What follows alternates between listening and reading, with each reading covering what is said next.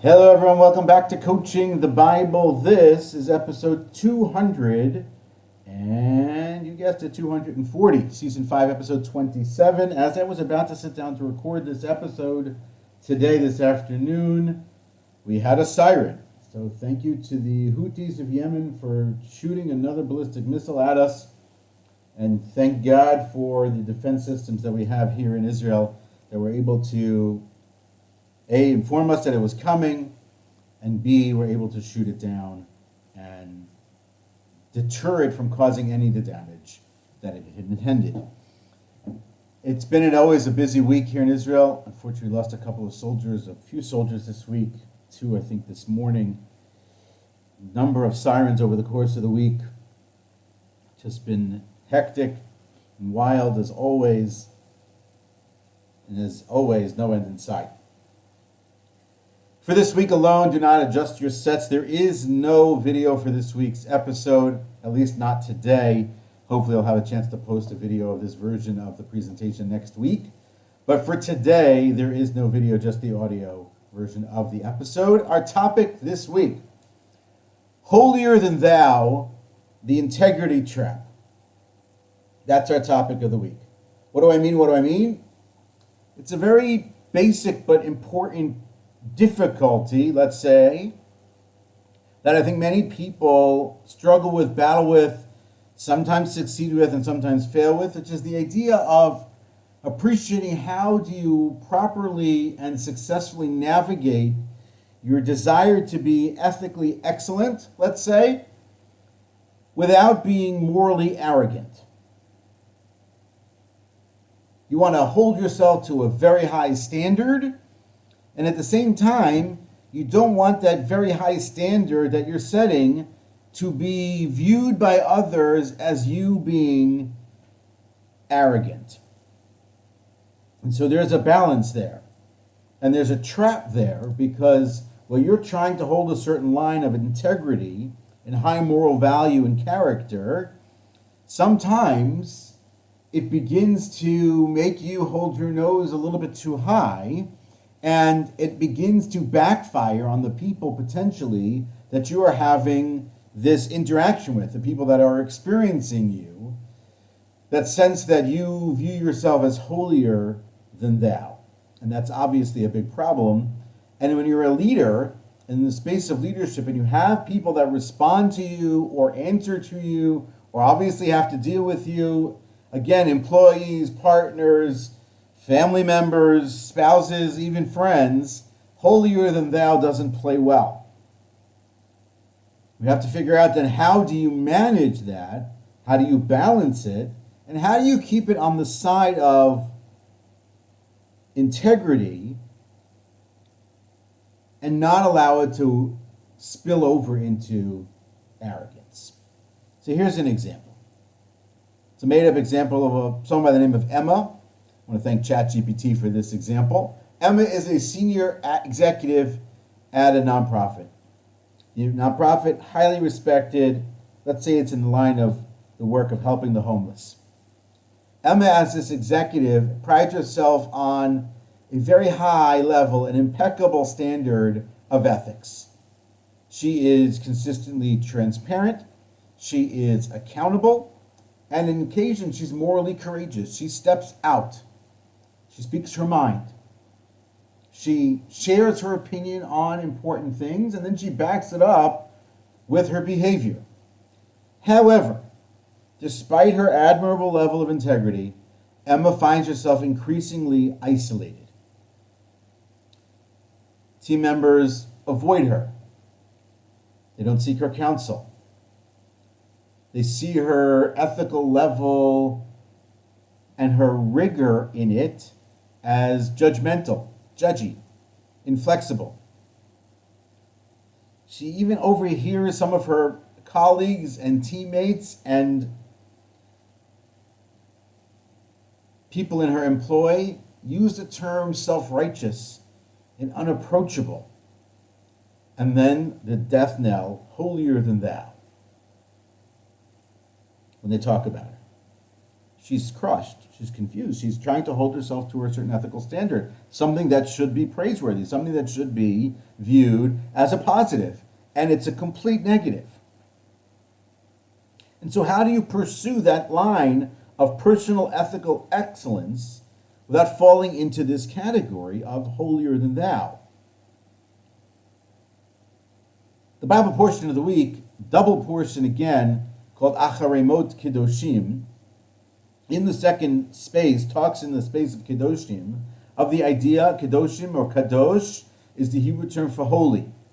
It talks about how it is that a person behaves in a holy manner, lives and breathes and operates from a prism of holiness, an operating system of holiness. We're not going to get into the great details of holiness. We're actually going to flip it over and worry about being viewed as, quote unquote, too holy for your own good. So we have to appreciate the sense of what holiness is and how holiness operates, because in the space of holiness, we'll appreciate perhaps what it is that Emma is missing and what it is that we need to bring back into this situation to make it actually work. And so as much as it is the case that holiness is described among the commentaries, the Bible itself discusses, God says, "You shall be holy, for I, the Lord your God, am holy." That is Leviticus chapter 19, verse 2. You know it well. Super important verse. But when you look at the commentaries in terms of understanding and appreciating what it means to be a holy person, or how it is that a person lives a holy life, there are a lot of ways to understand that.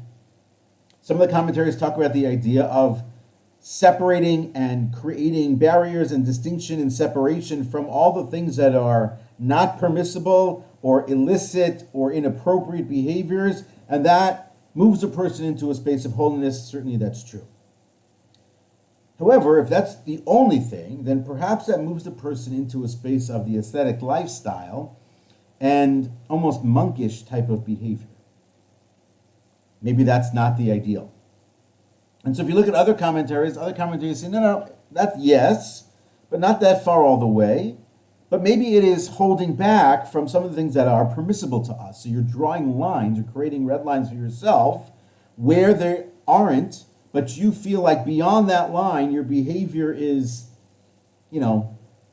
inappropriate. And so you stay away from certain things, even though those things are permissible, just because they keep you out of bad company or they keep you in better company. And then there's a different aspect, holy, completely different aspect, holy there with a W at the beginning of it, which talks about the idea of how you live a holy lifestyle is not by separating and not by distinguishing and not by isolating oneself and putting up barriers and walls, but it's the exact opposite. It's by being integrated, by being part of, by drawing into the community, allows you to build up a more holy lifestyle. This is a commentary, I don't remember who said it. Many years ago I taught this, I mentioned this before, I taught this section of the Bible to high school students and adults as well. And one of the commentaries had made the idea that, the idea that in the space of the world, how we understand it and what we believe, that God is part of the world, that the holiest being, the holiest entity in the universe, being God, is not separate and distinct and apart from our lives, but very much part of our lives. And that the greatest way to emulate that is to be part of the world, integrated into the world. And so how do you do that? You do that by increasing humility, increasing a sense of love of others,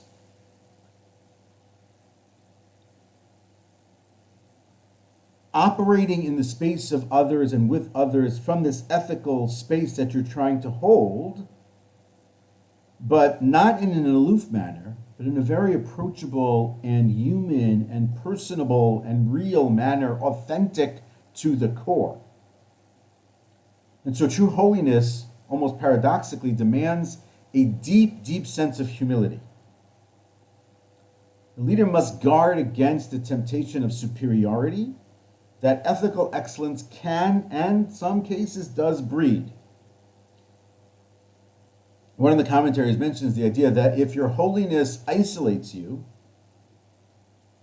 i.e., it either moves you away from other people or moves other people away from you, it's actually not holiness. It's actually pride masked as piety. And obviously, that's not something that we're striving for. So the question then becomes, what do we do with this? How do we navigate this ethical integrity trap that is being almost created around us? So principle number one, to avoid the trap, is integrity without the isolation. So integrity is essential, it's required, it's absolutely necessary for anything and really everything to work. But the leader must consciously ensure that it provides connection and bridges rather than division. And the leader who holds himself to high standards, often unintentionally, let's assume that it's unintentional, projects that sense of judginess and moral superiority. And so people then, the followers, don't follow a leader who is operating and existing in that matter. So CEO whose ethical strictness inadvertently discourages openness among the employees, amongst the team, meaning it pushes away that sense of trust and connection, that results in silence rather than dialogue, that is not the integrity level that we're looking for. That is in fact not the ethical excellence that we're looking to actually create. That's actually not a very good standard of leadership. And so an authentic ethical leader means integrating ethical clarity with a genuine sense of empathy that really ensures that your values connect you deeply to your team rather than isolate. Now, the truth is, if you're the leader, there's always going to be some space and some distance. That is always true. I've seen that, I've lived it, and that's okay. That's not this. But if it creates isolation, even unintentionally, it's a real problem.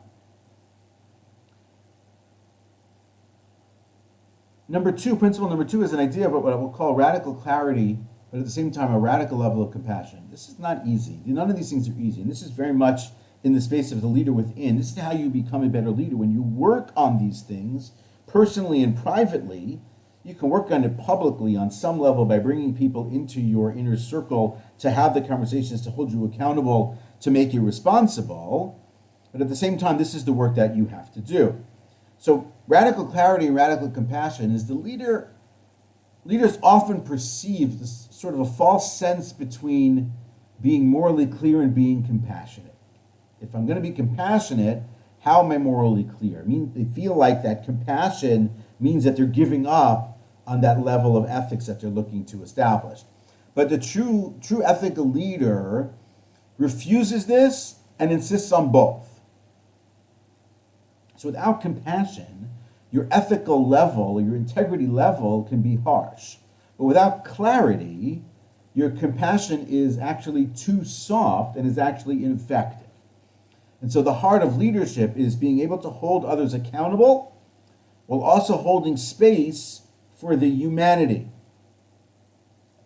You need to have both.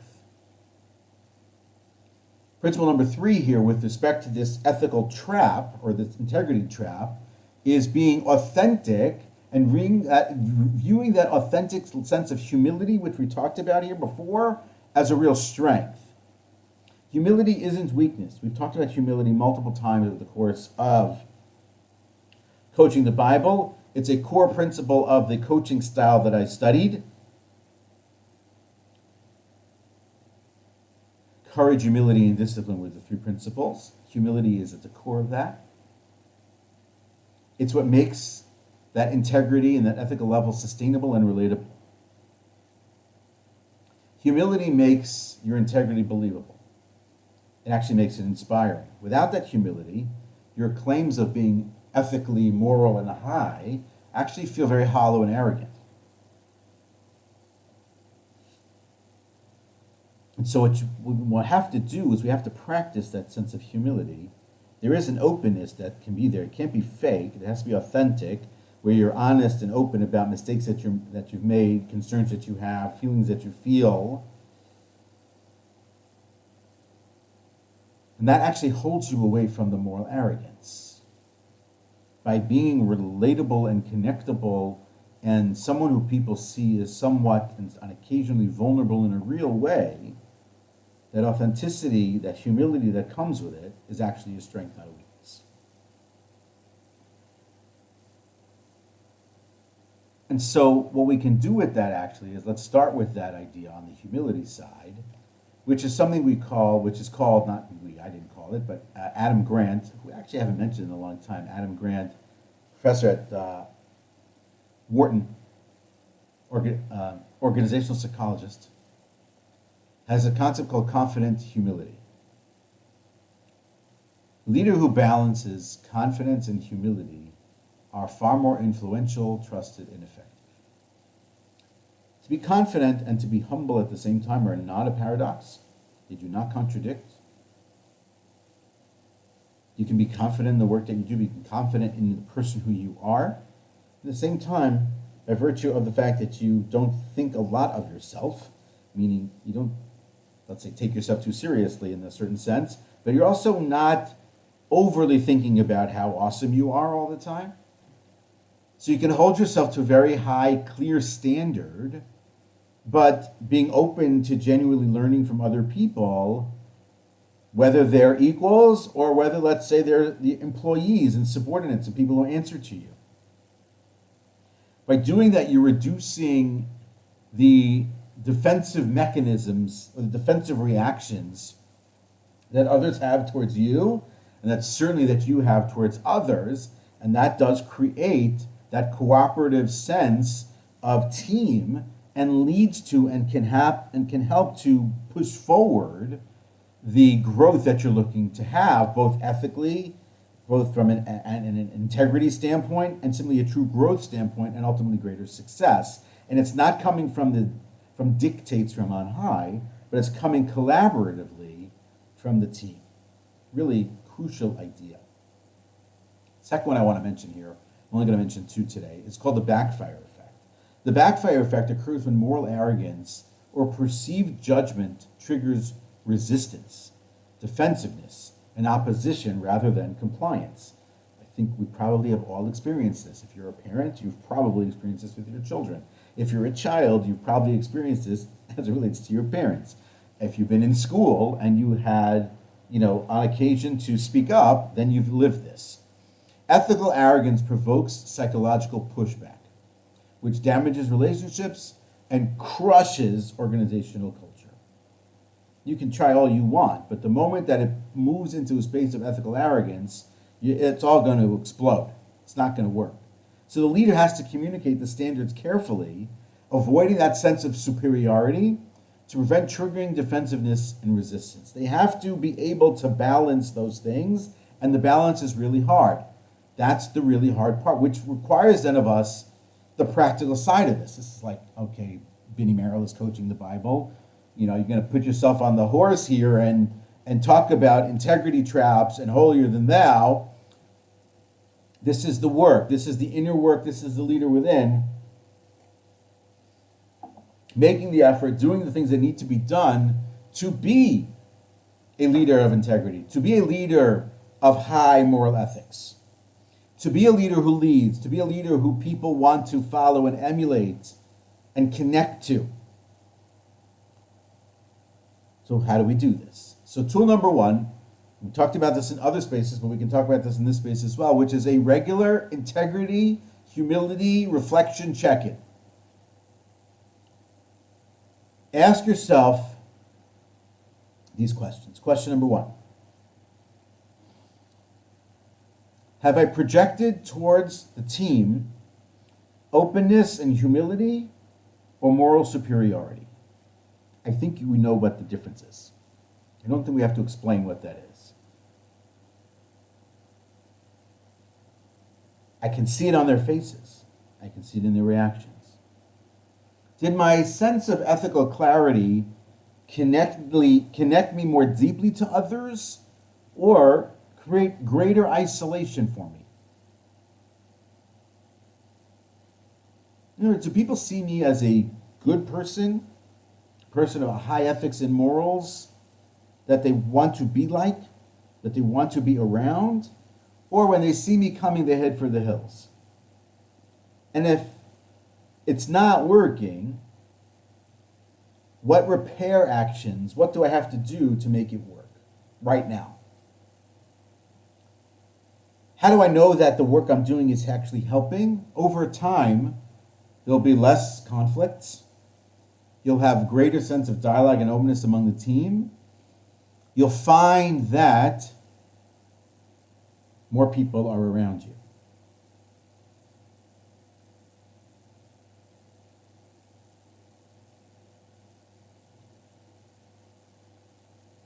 Here's number 2, what we'll call the EQ integrity check.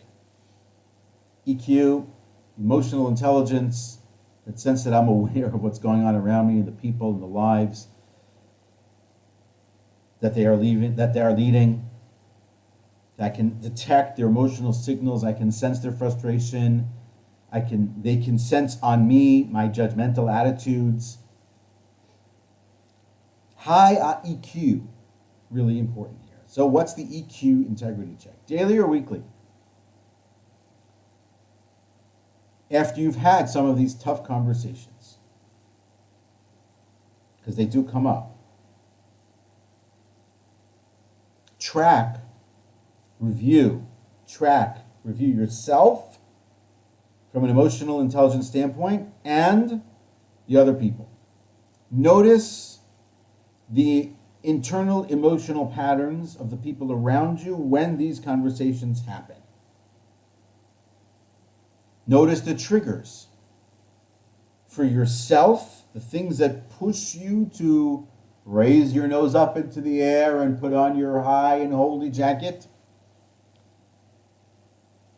and the things that bring you down and connect you to others.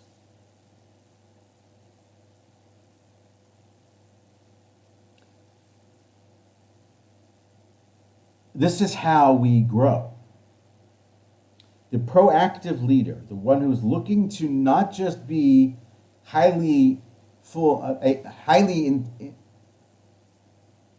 know how to say that term differently, but a person of high integrity, let's say it that way, takes proactive action to reduce the ethical misunderstandings, the resistance that is flowing, that exists on the team.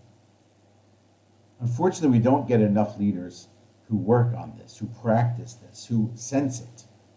And sometimes you see it. Many years ago, I worked in an organization that had a leader who was a fascinating person to dissect, not for now, who had that sense, that holier than thou sense about him. It's like, A, it wasn't true, and B, it just pushed the team away. And it created a lot of mistrust, shutting down, avoiding the tougher, difficult conversations that needed to be had. It just wasn't a good room. It wasn't a good room to be in. So we have to manage that as the leader. And if we're not the leader and we're the teammate or the employee, that's a really hard room to be in.